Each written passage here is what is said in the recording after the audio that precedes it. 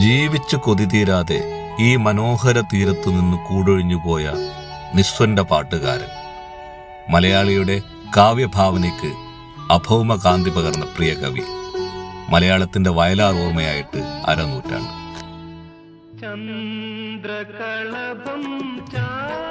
1928 March 25 Alappuzha ജില്ലയിലെ ചേർത്തല താലൂക്കിൽ വയലാർ എന്ന ഗ്രാമത്തിൽ കേരളവർമ്മയുടെയും വയലാർ രാഘവപ്പറമ്പിൽ അമ്പാലിക തമ്പുരാട്ടിയുടെയും മകനായി മലയാളികളുടെ പ്രിയ കവി പിറവികൊണ്ടു. 3-ാം വയസ്സിൽ തന്നെ കവിക്ക് തന്റെ അച്ഛനെ നഷ്ടപ്പെട്ടു.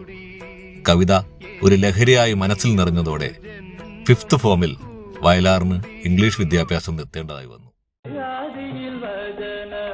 ഒരു കവി എന്നതിനുപരി സാഹിത്യത്തിന്റെ വിവിധ മേഖലകളിൽ തന്റേതായ സ്ഥാനം ഉറപ്പിച്ച വ്യക്തിയായിരുന്നു വയലാർ. നമ്മൾ ഒന്ന് എന്ന നാടകത്തിലൂടെ അദ്ദേഹം നാടക ഗാന രചനാ രംഗത്ത് പ്രവേശിച്ചു. പിന്നീട് പുൻകുന്നം വർക്കിയുടെ നാടകങ്ങളിൽ അദ്ദേഹം നിരവധി ഗാനങ്ങൾ എഴുതി. KPSCയുടെ അശ്വമേധം, തുലാഭാരം എന്നീ നാടകങ്ങളിലൂടെയാണ് അദ്ദേഹം പ്രശസ്തനായത്. 1956 ഖദീജ പ്രൊഡക്ഷൻസിന്റെ കൂടപ്പിറപ്പ് എന്ന ചലച്ചിത്രത്തിലൂടെ അദ്ദേഹം സിനിമാ രംഗത്തേക്ക് പ്രവേശിച്ചു.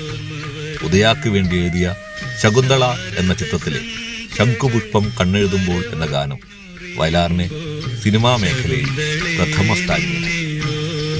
പിന്നീട് അങ്ങോട്ട് മലയാളികൾ നെഞ്ചിലേറ്റിയ എത്രയെത്ര ഗാനങ്ങൾ, കാവ്യസുന്ദരമായ 1700-ൽ പരം ഗാനങ്ങൾ ആ തൂലികയിൽ നിന്ന് വിരിഞ്ഞു.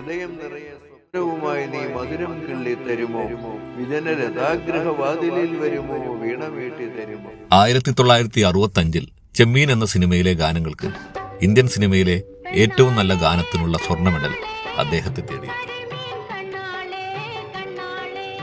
ക്ഷേത്രപ്രവേശന വിളംബരം നടത്തിയ ശ്രീ ചിത്തിര തിരുനാളിന് ആശംസകൾ അറിയിച്ചെഴുതിയ കവിതയാണ് വയലാറിന്റെ ആദ്യത്തെ കവിത. 1948 അദ്ദേഹത്തിന്റെ ആദ്യ കവിതാ സമാഹാരം പ്രസിദ്ധീകരിച്ചു. 1961 ഏറ്റവും നല്ല കവിതാ സമാഹാരത്തിനുള്ള സാഹിത്യ അക്കാദമി അവാർഡ് അദ്ദേഹത്തിന്റെ സർഗസംഗീതം എന്ന കവിതാ സമാഹാരത്തിന് ലഭിച്ചു.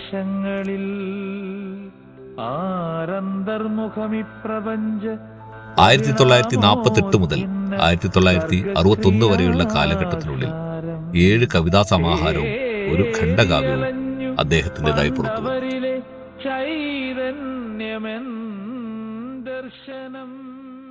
താൻ ഉയർത്തിപ്പിടിച്ച രാഷ്ട്രീയവും വിപ്ലവബോധവും ശാസ്ത്രചിന്തയുമാണ് വയലാറിനെ തന്റെ സമകാലീനരിൽ നിന്നും വ്യത്യസ്തനാക്കുന്നത്. സ്നേഹിക്കയില്ല ഞാൻ നോവും ആത്മാവിനെ സ്നേഹിച്ചിടാത്ത ഒരു തത്വശാസ്ത്രത്തെയും എന്ന് ഉറക്കെ പറഞ്ഞ പച്ചമണ്ണിന്റെ മനുഷ്യത്വത്തിന്റെ പേരാണ് വയലാർ. മനുഷ്യനല്ലാതെ വേറെ ഒന്നും അദ്ദേഹത്തിന് വിഷയമല്ല. മനുഷ്യൻ ഞാൻ എന്നിൽ നിന്ന് ആരംഭിച്ചു മഹത്താം ഈ ഭാസുര സങ്കല്പങ്ങൾ എന്നൊക്കെ പറയുന്ന മാനവികതയിൽ ഊന്നിക്കൊണ്ട് മനുഷ്യൻ്റെ ഉയർച്ചയ്ക്കല്ലാതെ വേറെ ഒന്നിനും അദ്ദേഹത്തിന് പ്രാധാന്യമില്ല. മാത്രവുമല്ല, അദ്ദേഹം ജീവിച്ച കാലഘട്ടത്തിലെ ശാസ്ത്രബോധം, ഇത്രയേറെ ശാസ്ത്രബോധം ഉൾക്കൊണ്ട കവികളും മലയാളത്തിൽ വിരളമാണ്. ആ ഇപ്പോൾ പരിണാമ സിദ്ധാന്തത്തെപ്പറ്റി, അണുസിദ്ധാന്തത്തെപ്പറ്റിയൊക്കെ അന്ന് നിലവിലിരുന്ന എല്ലാ കാര്യങ്ങളെപ്പറ്റിയും അപ് ടു ഡേറ്റ് ആയിരുന്നു വയലാർ എന്നുള്ളത് എനിക്ക് വ്യക്തിപരമായിട്ടറിയാം. അങ്ങനെ ഒരു ഭാഗത്ത് റിയലിസ്റ്റ് നരേഷൻ്റെ ഒരു വഴി സ്വീകരിക്കുക, മറുഭാഗത്ത് ക്ലാസിക്കൽ റൊമാൻറ്റിസിസത്തിൻ്റെ പദകോശവും കൽപ്പനാലോകങ്ങളുമൊക്കെ നിലനിർത്തുക, അവ തമ്മിലുള്ള വൈരുദ്ധ്യങ്ങളെ മുണ്ടശ്ശേരി മാഷ് പറഞ്ഞ പോലെ അവയുടെ പാട്ടിന് വിടുക. വയലാർ മറ്റ് എഴുത്തുകാരിൽ നിന്ന് വ്യത്യസ്തനായി അദ്ദേഹം വലിയ ഭാവങ്ങളുടെ എഴുത്തിൻ്റെ ആ എഴുത്തുഗരിമയുടെ തമ്പുരാനായി മാറുന്നതിന് ഒരുപാട് കാരണങ്ങളുണ്ട്. അത് വാക്കുകൾ ഞാൻ നേരത്തെ പറഞ്ഞു, ചങ്ങമ്പുഴയെപ്പോലെ അനായാസം അനർഗളം പ്രയോഗിക്കാനുള്ള കഴിവ് മാത്രമല്ല, അദ്ദേഹം ഓരോ ഭാവത്തിനും അനുഗുണമായി പാട്ടെഴുതി. അത് വയലാറിൻ്റെ ഒരു വലിയ സിദ്ധിയായിരുന്നു. എന്ന് മാത്രമല്ല, അദ്ദേഹം ഉഷസ്സും അഗ്നിയും വായുവും വരുണനുമൊക്കെ പ്രയോഗിക്കുമ്പോൾ തന്നെ പ്രപഞ്ച പ്രതിഭാസങ്ങളോട്, കാലത്തോട്, പ്രളയപയോധിയിൽ ഉറങ്ങിയുണർന്നൊരു പ്രഭാമയൂരമേ കാലമേ എന്നൊക്കെയുള്ള വിഖ്യാതമായ അദ്ദേഹത്തിൻ്റെ പാട്ടുകൾ ഓട്ട് ടൈമാണ്, കാലത്തിനോടാണ്. പ്രകൃതിയും ഈശ്വരനും ഞാനും നിന്റെ പ്രതിരൂപങ്ങളല്ലോ എന്നൊക്കെ പാടുന്നത് കാലത്തോടാണ്, ദൈവത്തോടല്ല. എനിക്ക് മരണമില്ല എന്നത് മഹാനായ കവി വയലാർ രാമവർമ്മയുടെ ഒരു കവിതയുടെ പേരാണ്. എന്നാൽ ഒരു കവിതയുടെ മാത്രം പേരായിട്ടല്ല, കവിയുടെ ജീവിതത്തിന് കൂടി ബാധകമായിട്ടുള്ള ഒന്ന് എന്ന നിലയിലാണ് എനിക്ക് മരണമില്ല എന്ന ഈ വരിയെ നമ്മൾ വായിക്കുന്നത്. അത്രമാത്രം നമ്മുടെ ചരിത്രത്തിലും വർത്തമാനത്തിലും വയലാർ നിലനിൽക്കുന്നു എന്നതാണ് അതിൻ്റെ കാരണം.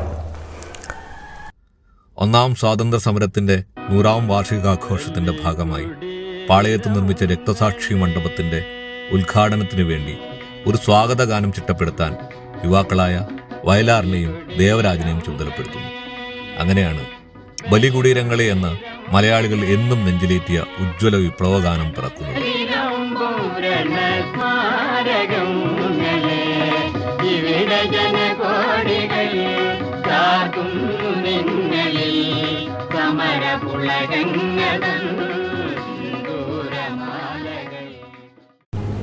രണ്ട് മണിക്കൂർ നേരം യേശുദാസിന്റെ ഗാന നിർച്ചരിയുടെ തീരത്ത് ഞാനും നിങ്ങളും ഇരിക്കുകയായിരുന്നു. ഞാനും നിങ്ങളും അറിയാതെ ആ ഗാനപ്രവാഹം എന്റെയും നിങ്ങളുടെയും ആത്മാവിന്റെ കിളിവാതിലുകൾ തുറന്ന് അകത്ത് കിടന്നു. എന്റെയും നിങ്ങളുടെയും മൃദുലമണ്ഡലങ്ങളായ ഭാവതന്തുക്കളെ സംഗീത സാന്ദ്രമാക്കുകയായിരുന്നു എന്ന് പറയാൻ ഞാൻ വിശേഷിച്ച് പറയുന്നില്ല. എന്റെ യേശുദാസ് ഇവിടെ വന്നത് കേരളത്തിലെ കലാസംഘടനകളിൽ പ്രമുഖമായ KPSCയുടെ ആഫീസിൽ കയറി വന്ന് എന്റെ സുഹൃത്ത് രാജഗോപാലൻ നായരോടും തോപ്പിൽ ഭാസിയോടും ഇന്ന് ഈ സംഗീത കച്ചേരി നടത്താമെന്ന് ഇങ്ങോട്ട് വാഗ്ദാനം ചെയ്തത് അദ്ദേഹത്തിന്റെ കേരളത്തിലെ കലാപരമായ കലാസംഘടനകളോടും കലയോടുമുള്ള അതിഗംഭീരമായ ബഹുമാനാദരവ് കൊണ്ടാണ് നിയമിച്ചത്. ഞാൻ ശ്രീ യേശുദാസിനെ KPSCയുടെ സ്വാഗത സംഘം ചെയർമാൻ എന്ന നിലയ്ക്ക് നിങ്ങളുടെ പേരിലും KPSCയുടെ പേരിലും കൃതജ്ഞത അർപ്പിക്കാൻ ആഗ്രഹിക്കുന്നു. യേശുദാസിന്റെ സംഗീത പറ്റി അദ്ദേഹത്തിന്റെ ഗാനകലാ പ്രാഭവത്തെ പറ്റി ഞാനൊന്നും പറയുന്നില്ല. പക്ഷേ ഞാൻ പ്രതിഷേധമുള്ളവനാണ്. ഗുരുവായൂർ അമ്പലത്തിൽ ചെമ്പൈ വൈദ്യനാഥ ഭാഗവതരുടെ വലം കൈയും പിടിച്ച് കയറി ചെന്ന് ആ ഗുരുവായൂർ അമ്പലത്തിൽ പാട്ടുപാടാൻ ഒരു അവസരം കൊടുക്കാൻ ആഗ്രഹിച്ച കേരളത്തിലെ സംഗീതത്തിന്റെ ആചാര്യനായിരുന്ന ചെമ്പൈ വൈദ്യനാഥ ഭാഗവതർ അന്തരിച്ചു പോയി. ഇന്ന് ഹിന്ദുക്കൾ എന്ന് പറയുന്ന ആളുകൾ ശ്രീ യേശുദാസിനെ ഗുരുവായൂർ അമ്പലത്തിൽ കടത്തുന്നില്ല. ഗുരുവായൂർ അമ്പലത്തിൽ ചെന്ന് ഗുരുവായൂർ അമ്പലം അറയിൽ ഒരു ദിവസം ഞാൻ പോകും ഇതിൽ പാട്ടെഴുതി ഞാൻ യേശുദാസിനെ കൊണ്ട് പാടിച്ചതാണ്. അദ്ദേഹത്തിന് അവിടെ കയറ്റുന്നതിന് വേണ്ടിയുള്ള സാഹസികമായ സമരം ഞാൻ ആരംഭിക്കാൻ പോവുകയാണ്. ഗുരുവായൂർ അമ്പലത്തിൽ നടക്കൽ ഞാനും KPSCയുടെ പ്രതിനിധികളും സത്യാഗ്രഹം അനുഷ്ഠിക്കാൻ പോവുകയാണ്. യേശുദാസിനെ കയറ്റി അവിടെ പ്രവേശിപ്പിച്ച് അമ്പലത്തിന്റെ വടക്കേ നാലമ്പലത്തിൽ പാടുന്നതുവരെ സത്യാഗ്രഹം തീരുമാനിച്ചിരിക്കുന്നു. എന്റെ കൃതജ്ഞത. 1975 ഒക്ടോബർ 27 ചരിത്രപ്രസിദ്ധമായ വയലാർ രക്തസാക്ഷി ദിനം. ആ ദിനത്തിൽ തന്നെയാണ് വയലാർ രാമവർമ്മയുടെ ദേഹവിയോഗം എന്നത്. വിപ്ലവ ആശയങ്ങൾ നെഞ്ചിലേറ്റിയതിന്റെ പ്രത്യുപകാരമായി കാലം സാക്ഷ്യപ്പെടുത്തുന്നു. മനുഷ്യത്വത്തിന്റെ മൂശയിലൊതുങ്ങാത്ത എല്ലാ സമ്പ്രദായങ്ങളെയും തൂലിക എന്ന പടവാൾ കൊണ്ട് ശുദ്ധികലശം നടത്തിയ വയലാർ കൃതികൾ ആശയ സമരത്തിന്റെ ഉണർത്തുപാട്ടുകളായി മാറി.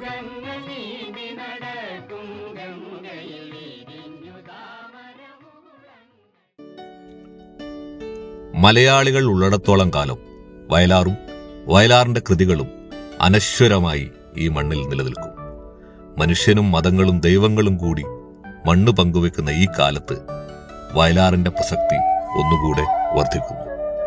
ആ മഹാപ്രതിഭയുടെ ഓർമ്മയ്ക്കു മുന്നിൽ ഒരു പിടി രക്തപുഷ്പങ്ങൾ.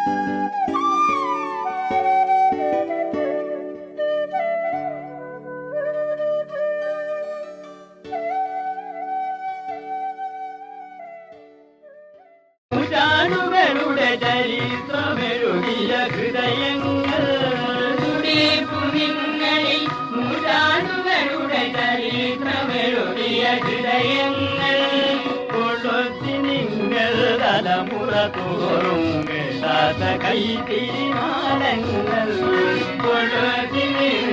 തലമുറ തോറും കേട്ടാത്ത കൈത്തിരിനാളങ്ങൾ നിങ്ങൾ ഇന്ന സമരാങ്കണഭൂമിൽ നിന്നറിഞ്ഞ കവലങ്ങളുമായി നിങ്ങൾ ഇന്ന സമരാങ്കണഭൂമിൽ നിന്നറിഞ്ഞ കവലങ്ങളുമായി വന്നു ഞങ്ങൾ മലനാട്ടിലെ മണ്ണിൽ നിന്നിരാ പുതിയ